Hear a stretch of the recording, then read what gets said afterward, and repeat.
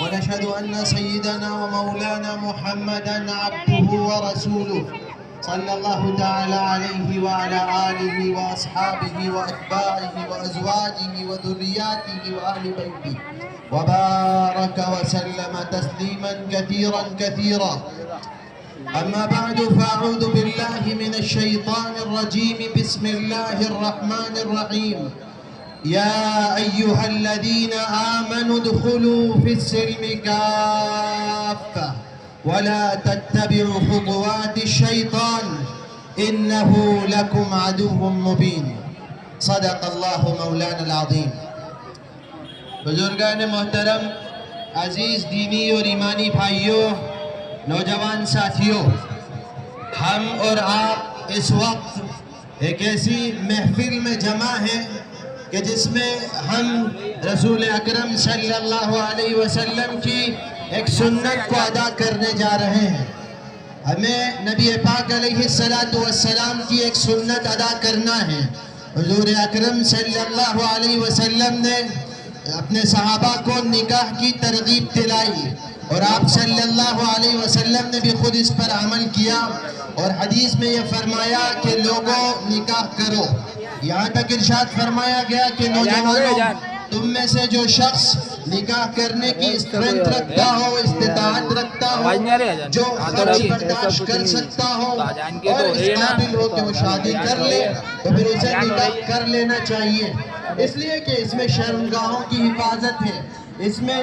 نسلوں کی حفاظت ہے، اس میں نظروں کی حفاظت ہے، اس میں معاشرے کی صلاح ہے، اس میں معاشرے کا سدھار ہے، اس میں معاشرہ بگاڑ سے بچتا ہے، بے حیائیوں سے بچتا ہے، برائیوں سے بچتا ہے، نوجوان نسلیں محفوظ ہوتی ہیں اور نوجوانوں کا ایمان محفوظ رہتا ہے. اگر انسان نکاح کرتا ہے تو پھر ظاہر ہے کہ اس کی نگاہ محفوظ ہوتی ہے اور جب اس کی نگاہ محفوظ ہوتی ہے تو پھر اس کا دل اللہ کے نور سے منور رہتا ہے، پھر اس کے دل میں ایمان کا نور ہوتا ہے اور جب اس کا دل ایمان سے منور ہوتا ہے تو پھر اس کے لیے آسان ہوتا ہے کہ وہ اپنی زندگی شریعت کے مطابق گزارے اور اپنی زندگی میں نبی پاک علیہ السلام کی سنتوں کو اختیار کرے. میں نے آیت کریمہ شروع میں پڑھی ہے جس کا تعلق مسلمانوں کی زندگی سے ہے، جس کا تعلق ہماری تقریبات سے ہے، جس کا تعلق موت سے ہے، جس کا تعلق زندگی سے ہے،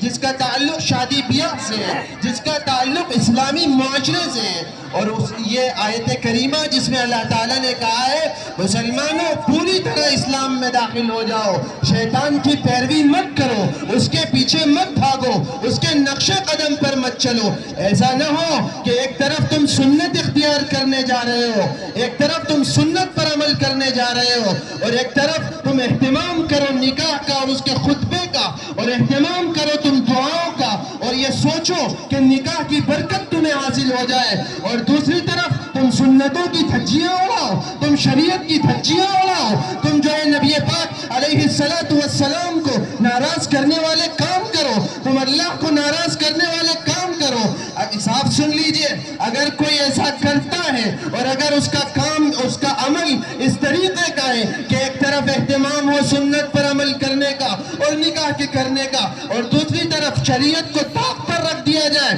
شریعت کو پیٹھ کے پیچھے ڈال دیا جائے، نبی کی سنت کو بھلا دیا جائے، شریعت کو بھلا دیا جائے، اللہ کے قانون کو بھلا دیا جائے، قرآن کے پیغام کو بھلا دیا جائے تو پھر ایسی مجلسوں میں خدا کی لعنت ہوتی ہے، ایسی مجلسوں میں فرشتوں کی لعنت ہوتی ہے، ایسی مجلسوں میں نبی پاک علیہ السلام کی بد دعائیں پہنچتی ہیں. حضور اکرم صلی اللہ علیہ وسلم نے حکم دیا تھا مسلمانوں کو یہ چاہیے کہ نکاح ہو، شادی بیاہ کی تقریب ہو، خوشی کا کوئی موقع ہو، غم کا کوئی موقع ہو، شریعت کا دامن ہاتھ سے نہ چھوٹے، سنتوں کا دامن ہاتھ سے نہ چھوٹے، لوگ شریعت کے دائرے کو کراس نہ کریں، لوگ شریعت کے پیمانے سے آگے نہ جائیں، لوگ قرآن کو طاق پر نہ رکھیں. اور صاف سن لیجئے، اس وقت شادیوں کا سیزن ہے اور ہر طرف شادیاں ہو رہی ہیں. کیا مسلمانوں کی شادی میں اس کا جواز ہے کہ میوزک کا اہتمام کیا جائے، آتش بازیوں کا اہتمام کیا جائے؟ حضور اکرم صلی اللہ علیہ وسلم نے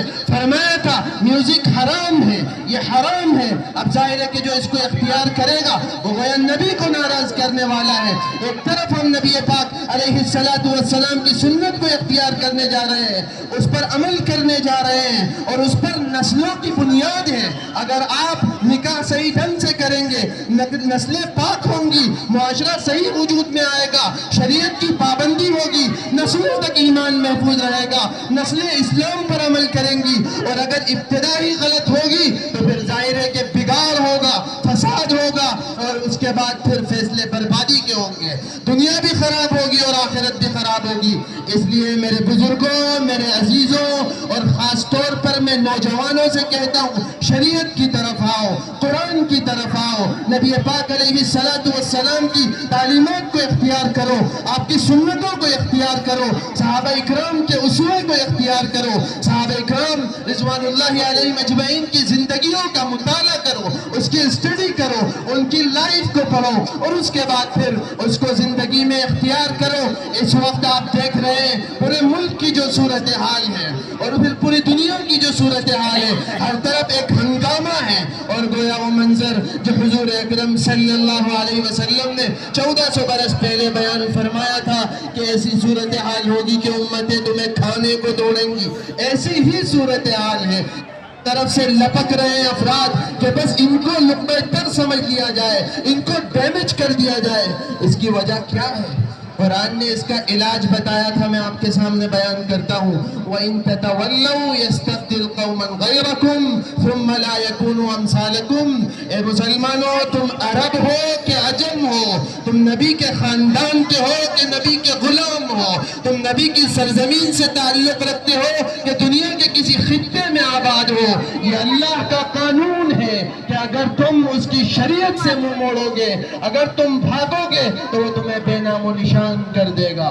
اور اگر تم اس کے دین کی مدد کرو گے، اس کے دین کو اختیار کرو گے، اس کے نبی کی سنتوں پر عمل کرو گے، اس کے نبی سے سچی محبت کا پریکٹیکلی نمونہ پیش کرو گے، تو پھر تم دیکھ لو گے ان تنصروا اللہ ینصرکم ویثبت اقدامکم۔ اگر اللہ کی مدد کرو گے، دین کی مدد کرو گے، تمہاری مدد کو آئے گا اور تمہاری مدد فرمائے گا۔ اس لیے اس نکاح کی تقریب میں یہ چاہتا ہوں کہ ایک ایک فرد سے یہ بات کہہ دوں، اور آپ سب یہ عہد کر لیں کہ ہمیں اپنی زندگیوں میں نبی پاک علیہ السلام کی ہر سنت کو اختیار کرنا ہے، ہمیں شریعت کے ہر فیصلے کو ماننا ہے، ہمیں اللہ کے ہر قانون کو تسلیم کرنا ہے، اور جو مطالبہ شریعت میں کیا گیا، قرآن میں کیا گیا، حدیثوں میں کیا گیا کہ بس شریعت کے آگے، اللہ کے حکم کے آگے، نبی کی تعلیم کے آگے اپنی خواہشوں کو تج دینا ہے، ختم کر دینا ہے، اور اللہ کے آگے سر خم تسلیم کر دینا ہے۔ نبی پاک علیہ السلام نے کہا تھا اسلم تسلم، جو اسلام قبول کرے گا اور شریعت پہ اختیار کرے گا وہ محفوظ رہے گا اور کامیاب ہوگا۔ اللہ رب العزت صحیح عمل کرنے کی توفیق عطا فرمائے، اور اس بابرکت مجلس میں جمع ہونے کو قبول فرمائے۔ وآخر دعوانا الحمدللہ رب العالمین۔